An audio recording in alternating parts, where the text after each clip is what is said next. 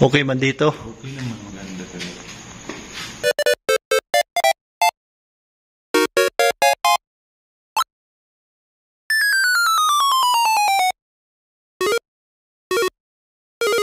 Ayan po, gising na gising ang sagap. Gising na puyat. Si ano na, alauna na.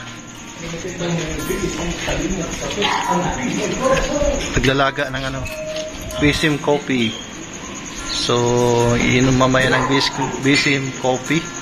Yan, sa mga gusto po mag-abil ng BSM coffee, yan, kontakin nyo lang po yung page ni Kuya Val. Kuya Ruben, Hello, shoutout po. welcome sa Landing Pad Naga. Oh, punta sana ako dito yung anong ribbon cutting, kaso lang sabay naman kasi yung ano na birthday ni panganay ko, sa 30. Ngayong Agosto? Oo, yung ribbon cutting dito. Nung July. Oh, yung Belated happy birthday sa anak mo. Si ano yun? Si Sugyot? Hindi, si Amanjo. Si Amanjo. Panganay ko. Sugyot. Hindi ako. Hindi ako napupunta dito. Kasi nahawa din ako sa bata. Kasi baka ma-isip ay naiwanan ko siya. Ganun, di ba? Kasi siya ko na lang si Kuya Ram. Ayos lang yun. Pero ikaw Kuya, kamusta ka na? Ito, ano pa? Parang kinabaga yung kan mo. Buntis. Malapit na manghanak. Dapat maliit yan, di ba lang talakad-lakad din? Oo, nagtitinda ako dati. Naglalakad-lakad. Ano, kamusta ang tinda mo? Medyo ayos man. Ayos din. May ano nga ako, Nasaan yung motor mo? ayan yung motor ko. Ayan. Itutor kita, Kuya Ruben, sa landing pad. Ito yung ano, meron pa dito. Sa atin yan. Dito din. Ayan. Hey. Ayan po, galing po sila ng diet at pumunta tayo dito para sa lubungan si Kuya Val. Malawak ano? Sino na dito? Ha? Ako. Actually, maraming mga bahay na tinanong ako since June ako naghanap. So, palagi ang iba nauunahan, ang iba walang parkingan, ang iba malapit sa mga squatter, magulo. So, dito yung napili ko safe sa katahimik. Maganda din yung hall na ano paano pag party pa, yung ano baga. Pag may mga meeting, mga party, ayan, lahat. Dito na yung lipat ng upuhan. Galing sa simbahan. Galing sa church. Si ano? Si J. Brad, nagsali ng contest yung parang barbaklaan yung Barakong Magay 2024. Alam mo siya yung champion ngayon. Ay, grabe, galing Congrats kay J. Brad. May ano siya, hindi naman medyo talaga may itsura naman. May itsura. Parang babae nga si J. Brad. Tapos isa pa kasi kaya niyo na lahat na kasi pagaling kasama sa Magic. Nagmamadyo.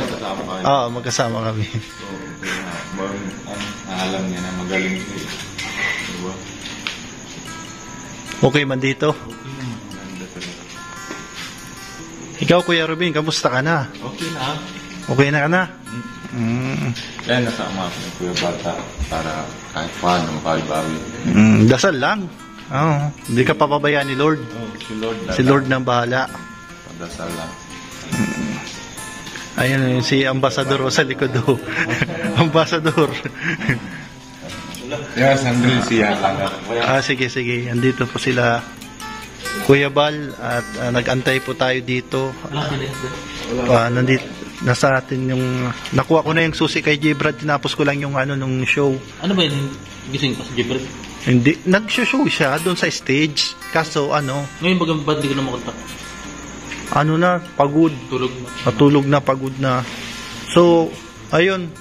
Lods, yung hati-hatian pala yung mga premyo nila. Hindi. Maraming kahati. Mga tigyan na yun. 1,000 na lang. 1,000. Lods, pag Uwi din ako ngayong gabi. Uwi ka? Tapos yung susi, ibigay mo na lang ito kay J. Brad. May tuloy yung bukas, yung pupuntahan natin. Yung mga duplicate. Ayun na yun, sa kwarto. Tapos itong may palatandaan sa front dyan. Ayan na lang.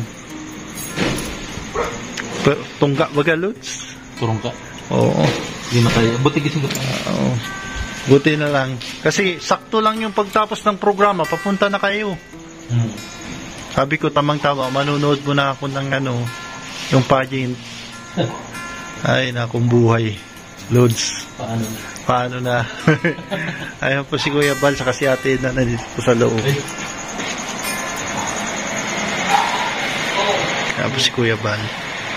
Si Ate na.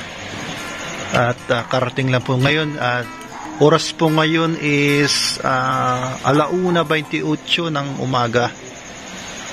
Oy, nandito si Mingming. Ming! Pasok dun. Mingming, pasok. Pasok na, may curfew dito. Uso dito ang curfew sa Naga. Gusto mo makurfew? Sige, 12 oras ka sa karsil. Ayan. Doon na sa loob. Doon na sa loob. Doon na sa loob. Ayan yung pusa. Dito sa loob. Pasok, pasok. Gagala. Ayan. Matutulog na po si Kalampitos at nagbiyahe po sila galing Dait. Dait. Oh, just for one. Mag-live si Kalampatos mamaya. Ayan. At baka mag-live si Kuya Bal. At bukas po ay samahan po natin si Kuya Bal doon po sa Bagong Scout. Kasama si Kalampitos. Ayan. Carolina. At sabi ko na kay Tito Manny. Ayan. Shoutout Tito Manny Vlogs. Shoutout. And then gabi no. Sa biyahe. Okay. Okay na okay. Okay na, very good. Very good pa. Okay pa. Okay. Dahil madali lang nakarating at ligtas. Ligtas. Yan ang siyempre, dahil kay Lord. Always yan. Ayan, number one talaga. The best si Lord. The Bago best ang lahat. kay Lord mo na. Yan. Bago tayo. Tama. Oo, kasi dapat talaga unahin siya. Bago ako naging highway engineer. Highway engineer. Ano yun? Tagalagari ng kalsada. Punta doon. Dito. Kaya pala tinawag na highway engineer. Highway engineer. Ibig sabihin, sukat na sukat mo yung ng highway. Ay, kilometro. Pag ako lang talaga, Naga to Dait. Pag ako lang, oo. Pinakamatagal na yung 1 hour and 30 minutes. Ay, sa parang jet plane yung bilis. 120. U-turn pa lang yan.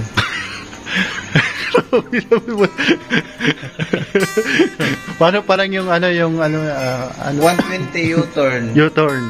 Pag diretso, 60 lang. Paano pala pag one way? Pag one way, kailangan madaling araw. Nung namalingki kami, alam kong maligaw ako. Kasi hindi man ako taga-Naga. Ang nangyari, inagahan na namin para walang bantay.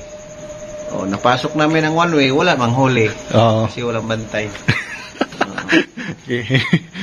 Mindset ba? Hindi na natin masisisi. Tulog naman yung mga traffic sponsor.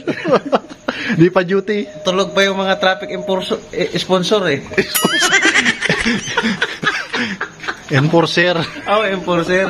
Akala ko tulog pa yung mga traffic sponsor. Enforcer pala. Enforcer. Sorry po. Konti lang. Mga 5 kilometro lang naman ang napasok namin na one way. Nagtaka ako, bakit lahat pasalubong sa akin? One way pala. Napasok namin dyan. Uy, baka may nanonood dito ang traffic enforcer ng Naga. Baka tandaan ka. Shout out sa mga traffic enforcer ng Naga. Flying kiss na lang kayo. Hindi ko naulitan sabi mo. Di mo na ulitin. Kailangan mahuli nyo yung mindset ko. Kakaiba yung mindset ko ay. Hindi ito dait. Diet? Huwag mong gawin ng diet. Hindi, ganito ang nangyari. May biyahe kami kanina. Galing kami Bagasbas. Pagdating ng Jollibee, di ba bawal kumaliwa doon? Pero kumaliwa ako, sabi ko, siga ito sa diet. Huwag mo akong gayahin, baka mahuli ka. Kaya nga sabi ko sa Yung mga galawan ko, huwag mong gayahin yun, huli ka doon. Sabi kanya, pwede pala dyan. Oo, pwede sa akin yun. Sa inyo hindi pwede. Sa mga nanonood dito, wag tularan tong dalawang ito. Ay, salamat Lods, thank you. Tignan tayo ni Kalampits ng ano. Tinuro ko lang sa kanya na pwede. Di ba sabi niya, pwede pala dyan, di ba? Sabi, doon yung kumaliwa tayo sa Jollibee. Pumalag ito. Sabi ko, pwede sa akin. Huwag niyang gaya. Hulingin talaga ito. Kasi pulis daw siya. Ay. Wala mo kasing pulis. Ha? Walang pulis. Pulis ako dati. Kaya nga. Retired lang ako. Gusto mo makita ID ko?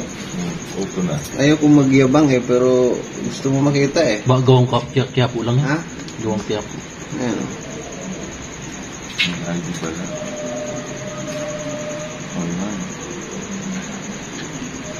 Baka ID. Huwag mo nang basahin ang pangalan. Ganyan. Ha? Ganyan yan kasi original pagbiki. Ba't may ganito? Di ba may calling card? Calling card lang yan. Ayaw ko na. Baka suki ng Expedia. Suki ng Expedia na ho. Laki nasisita. Ganito kasi yun. Kaya pinapasok ko yung mga bawal. Bago ang renew lisensya ko, Ay, kaya wala. amoy pa. pa. 10 years. Gusto kong 10 years. Halikan. Ay, 5 years lang. 5 years kasi alam Alam mo na. alam mo bakit 5 years lang? Alam nyo na. Dami violation. Wala violation. Ganito kasi yun. Sinong mga pagkuhan driver na ito? Sarap yung ano, basin coffee. Parang kape. Hindi ka tunay na driver kung hindi ka mag-violate. Kaya ang gagawin mo, sundin mo yung ginagawa ko doon. Oo. Hindi, tapos na yun. Nasabi naman ni Kuya Bal sa akin na nakaraan. Banda ko yung pagkayaan, sabi niya. Dapat rapat. Oo. Ganun. Tapos na. Tama na. Ganun yun. Anak, tulad siya nakabangga. Hindi ka naman natikitan. Kailangan ba? Para maging driver ka, tunay na driver. Kailangan pala, required pala na matikitan pala ba? Marami na akong experience, tao pa. Pero yung hulihin ka, tapos tikitan ka, tapos sabihin mo, Sir, Hindi na nga eh. kawawa ka lang sir, marami akong anak. Galing na ako na Manila. Mali pala ang pagkasabi. Galing na ako na Manila, wala akong lisensya. Tapos, ako mismo nahihinto lahat ng tatlong checkpoint na dinadanan ko. Tapos, pag nahihinto ko, Sir, pupunta po yan na Manila. Ay, sa Bicol. Ay, oo, saan ka punta? Bombay ka, kape pa nga ako eh. Di na uli. Ang sa akin naman nangyari, LTO. Ang dala kong jeep, daming violation. Ang bihira ito. Pagdating doon, tinapatan ko agad yung isa. Sabi ko, Sir! Uy, classmate! Sabi ng traffic enforcement, LTO, uy, classmate, sige, kapantay! Kailangan pala may aside. Skarte lang yan. Skarte lang. Tapos, isa pa, sa mga panood nito po, disclaimer lang po ito ano lang to, pero ito po, baka sabihin yung yabang, totoo po talaga ito. Yung nahuli ako, siyempre sa Maynila kasi, dapat malakas ang loob at diskarte. Tinawagan ko yung operator ko, Sir, kausapin mo muna tong amo ko. Sino ba yan? Si si Sir Sevilla. Tawag ako sa amo ko. Hindi ko kumpare ko yan eh. Hindi siya pulis. May-ari lang siya ng jeep. So, ganun ako. Pare, Sir, nahuli ako, Sir. Kausapin mo nga, Sir. Kinausap ng pulis. Pulis lang yan. Sabi, Sir, nagpupulis-pulis na rin yung... Kulog-kulog lang. Totoo yan. Sabi ng amo ko, oh, hello sir, pwede po arbor ko na yung ano ko sir, ako mag-utos niyan sir. Sino ka ba po? Si Sergeant Sibilia. Sige po sir, sige po. Opo. Pero hindi polis yung amo ko. Diskarte ba? Nagawa ko yan sa Maynila dahil sa grabe. Kahit anong iwan. Kaya alam nyo na po yung kalakaran sa Maynila at dapat ganun. Stoplight. Kahit nakago, huwag kang tumawid. Ganun lang yun. Pag parating na yung huli, malayo pa lang, nakaganyan ka na sa lisensya mo. Parang bilisan na. Hindi, kasi alam mo na violation, may violate ka eh. O di malayo pa. Walang ibang purpose ito, bakit lumapit? Lisensya. Malayo pa lang. Alam na this. Sir, oh. Tidali na, tikit mo na, bigyan mo na, tama, alis na ako. Ganun lang yun. Alis na pa tayo, uwi na po tayo. At inantay po natin dito sila, Kuya Bal. Galing po sila ng dait.